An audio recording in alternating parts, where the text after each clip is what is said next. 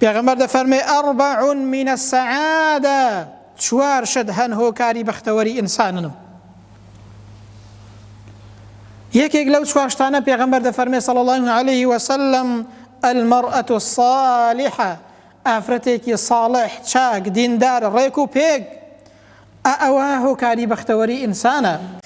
ئافرەتی وا هەیە لە ماڵەوە کە نوێژ دەبێت و بانگ دەدات بە پیاوەکەی دەڵێ کاکە هەڵسە بڕۆ بۆ نوێژ، ئەگەر بانگیدا ماڵەوە شوێنی تۆ نییە دەبێت لە مزگەوت بێ، چونکە ئەگەر بانگیدا هەر منداڵ و ئافرەت لە ماڵەوەن یان کەسێک پیر و پەککەوتە بێ و تااقەتی نەبێ و نەخۆش بێت، ئەگەر بانگیدا دەبێت ئینسان کە ساغ بێت لە مزگەوت بێت. ئەو ئافرەتە بە ئینسان دەڵێ کاکە بانگیدا بانگت دەکەن بڕۆ بۆ نوێژەکەت، پابەندیەکەت، دینداریەکەت.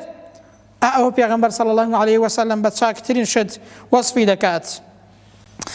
ئەو ئافرەتە ئیماندار و چاکە ئینسان ئاراستە دەکات بەوەی کە لە دنیادا تووشی حەرام نەبێت، چونکە زۆر کەس لەو دنیادا بەهۆی ماڵ و منداڵیەوە تووشی حەرام دەبێت، خوا پەناماندات، بەهۆی زەختی ماڵەوە جاری وا هەیە تووشی حەرام دەبێت. ئەو ئافرەتە ئیماندارە بە ئینسان دەڵێ کاکە ئاگات لێ بێت حەراممان بۆ نێنیەوە، ئەگەر هەر چەندێکی هەبێت بە حەڵال ڕازین. بۆیە پێغەمبەر دەفەرمێ صلی الله عليه وسلم وزوجة مؤمنة تعينه على إيمانه، باشترین شت ئەوەیە کە ئینسان ئافرەتێکی بێت کە ئیماندار بێت، ئینسان بەرەو دین ببات، یارمەتی دەربێت لەسەر دینداری و لەسەر ئیمانەکەت.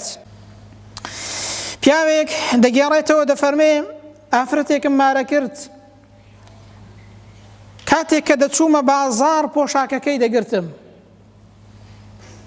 کاتێک کە دەچووم کار و کەسابەت کەم پێی دەگوتم ئەی فڵان کەس اتق الله فینا،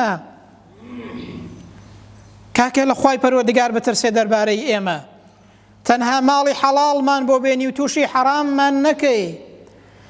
دەیفەرموو ئەگەر کەممان بۆ بێنیەوە هەر بە زۆری دەزانین. سبحان الله، ئەو ئافرەتە ئەوە ئیماندارە کاکە، ئەوە ئینسان ئاراستە دەکا و یارمەتی دەرە لەسەر دین و ئیمان.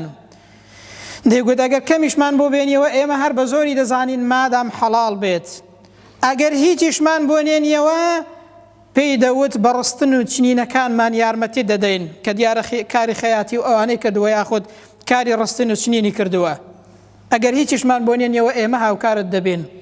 ئەوە ئافرەتە ئینسان بەرەو ئیمان و بەرەو دینداری دەبات، ئینسان دوور دەخاتەوە لە حەرام. بۆیە پێغەمبەر دەفەرمێ صلی الله عليه وسلم هەر کەسێک خوای گەورە ئافرەتێکی ساڵحەی ئاوای بکاتە قسمەت، بەڕاستی خوای گەورە یارمەتی داوە لەسەر بەشێک لە دینەکەی. دەی ئەی ئینسانە تۆش لەسەر بەشەکەی دیکە لە خوای گەورە بترسە.